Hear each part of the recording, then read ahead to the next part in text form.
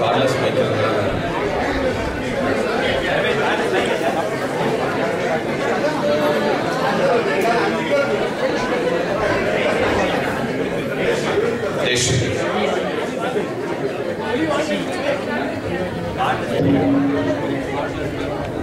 ಯಾರಿಗೂ ಪಾಸ್ ಮಾಡೋ ಕಾಣಿಸ್ತಾ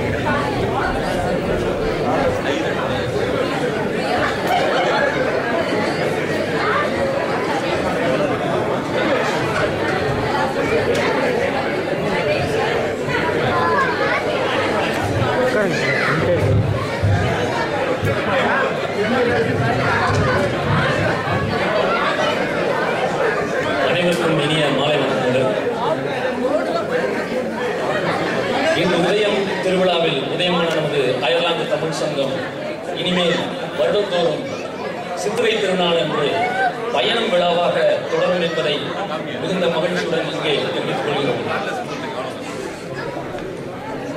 நமது அயர்லாந்து தமிழ் சங்கம் நம் அனைவரின் தமிழ் தாகத்தை தீர்ப்பதற்காக அருமையான திட்டங்கள் உருவாக்கப்பட்டிருக்கிறது. தொலைநோக்கு திட்டங்கள் இல்லாத எந்த ஒரு அமைப்பும் வெற்றி பெறுவது கடினம் என்பது நாம் அனைவரும் அறிந்த உண்மை. எண்ணி துணிக கருமம் துணிந்த பின் எண்ணுவோம் என்பது எழுத்து என்ற குறளின் கூற்றுப்படி நமது சங்கத்தின் எதிர்கால திட்டங்களை குறுகிய கால திட்டங்களாகவும் நெடுங்கால திட்டங்களாகவும் பகுத்துள்ளோம். குறுகிய கால திட்டங்களில் முதன்மையாக அயர்லாந்தில் வாழும் அனைத்து தமிழர்களையும் ஒன்றிணைக்க முயற்சிகள் மேற்கொள்ள உள்ளோம். கோடை காலங்களில் தமிழ் மொழி பயிற்சி வகுப்புகள் மூலம் நமது அடுத்த தலைமுறையினரிடம் தமிழ் ஆர்வத்தை வளர்க்க உள்ளோம். தமிழ் மொழி பயில விரும்புவோருக்கு மின் வழியில் தமிழ் பாடங்கள் தொகுத்து அனுப்பி தமிழ் கற்றுக் கொடுக்க முயற்சிகள் செய்ய உள்ளோம். ஆர்வமிக்க நமது சங்க உறுப்பினர்களின் உதவியுடன் தமிழ் இசை மற்றும் நடன வகுப்புகள் நடத்த ஏற்பாடு செய்ய உள்ளோம். அயர்லாந்தில் வாழும் அனைத்து தமிழர்களுக்கும் ஒரு பாலமாக இருக்க ஒரு தமிழ் வானொலி தொடங்கலாம் என்று இருக்கிறோம். அதற்கு முதல் முயற்சியாக ஒரு இணையதள வானொலி தொடங்கலாம் என்ற ஏற்பாடுகள் செய்து கொண்டிருக்கிறோம். அந்த இணையதள வானொலி இப்பொழுது சோதனை ஓட்டத்தில் இருக்கின்றது. தமிழர்களின் திறமைகள் மற்றும் படைப்புகளை அனைவருக்கும் வெளிச்சம் போட்டு காட்ட வெளிச்சம் என்ற ஒரு மின் இதழை துவங்க உள்ளோம். தமிழ் வளர்க்கும் முயற்சியின் அடுத்த கட்டமாக வானவில் என்ற ஒரு நாடக குழுவை அமைக்கலாம் என்ற எண்ணத்தில் இருக்கிறோம். அதன் மூலம் பல நாடகங்களை அரங்கேற்றி நம் அனைவரின் கலை திறமையை வெளிக்கொண்டு வர இருக்கிறோம்.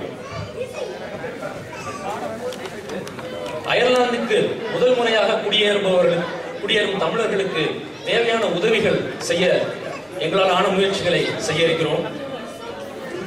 பாரதி அன்றே சொன்னான், காணி நிலம் வேண்டும், பராசக்தி காணி நிலம் வேண்டும் என்று. பாரதியே ஆசைப்பட்ட போது நாம் ஆசைப்படக்கூடாதா என்ன? நமது தொலைநோக்கு பார்வையில் முதன்மையாக ஒரு சொந்த கட்டடம் வாங்குவதற்கான முயற்சிகளை மேற்கொள்ளலாம் என்று எண்ணுகிறோம். அந்த சொந்த கட்டடத்தில் நமது அயர்லாந்து தமிழ் சங்கத்தின் தலைமையகமாகவும் நூல் நிலையம் ஒன்றும் தமிழ் பயிற்றுவிக்க ஒரு தமிழ் பள்ளியும் தமிழ் வானொலி நிலையமும் திருமண தகவல் நிலையமும் அமைக்கலாம் என்ற முயற்சியில் இறங்க இருக்கிறோம். அயர்லாந்தில் தமிழ்நாட்டை பற்றிய விழிப்புணர்வை ஏற்படுத்தும் வகையில் தமிழகத்திற்கு கலாச்சார மற்றும் மருத்துவ சுற்றுலா செல்வதற்காக அயர்லாந்து மக்களை ஊக்குவிக்க முயற்சிகள் செய்ய இருக்கிறோம்.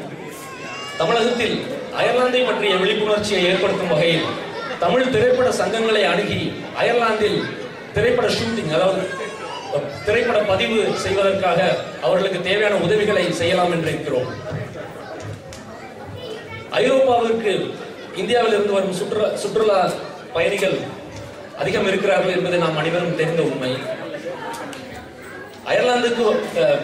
ஐரோப்பாவுக்கு வரும் சுற்றுலா பயணிகளை அயர்லாந்துக்கும் வர ஊக்குவிக்கும் வகையில் ஐரோப்பிய சுற்றுலா ஏற்பாடு செய்யும் இந்திய நிறுவனங்களை அணுகி அயர்லாந்தை பற்றிய அயர்லாந்தின் பெருமைகளை அவரிடம் எடுத்து கூறி அவர்களை ஊக்குவிக்கலாம் என்ற எண்ணத்திலும் இருக்கிறோம். கனவு காணுங்கள் என்று டாக்டர் அப்துல் கலாம் அவர்கள் சொன்னார்கள். மிகப்பெரிய ஆலமரம் ஒரு சின்ன விதையில் தான் ஆரம்பிக்கிறது. அயர்லாந்து தமிழ் சங்கத்தின் பயணம் இன்று உதயம் விழாவில் இன்று ஆரம்பமாகி இருக்கிறது. கனவு நனவாக நாம் அனைவரும் ஒன்றுபட்டு உழைத்து அயர்லாந்து தமிழ் சங்கத்தை ஆள்போல் தழைக்க பாடுபடுவோம். நமது சங்கத்தின் அனைத்து திட்டங்களும் சேவைகளும் முடிந்த அளவில் இலவசமாகவே வழங்க உள்ளோம். தவிர்க்க முடியாத சூழ்நிலைகளில் கட்டணம் வசூலிக்க வேண்டியது வந்தால் அது அந்த நிகழ்ச்சிக்காக மட்டுமே செலவு செய்யப்படும் என்பதையும் தெரிவித்துக் கொள்கிறோம். அது தவிர அயர்லாந்து தமிழ் சங்கம் என்றுமே ஒரு லாப நோக்கில்லாத அமைப்பாகவே இருக்கும் என்பதையும் தெரிவித்துக் கொண்டு கிடைத்த நல்வாய்ப்புக்கு நன்றி கூறி விடைபெறுகிறேன். நன்றி, வணக்கம்.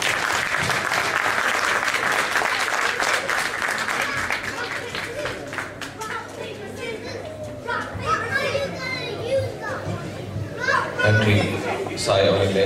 இதற்கு பின்னால் தமிழ் சங்கத்தின் துணைத் தலைவர் காமேஷ் அவர்களின் வேலையும் உள்ளன என்பதை தெரிவித்துக் கொள்கிறேன். அவர் பின்னணியில் இருந்து பல வேலைகளை செய்து கொண்டுள்ளார். அடுத்ததாக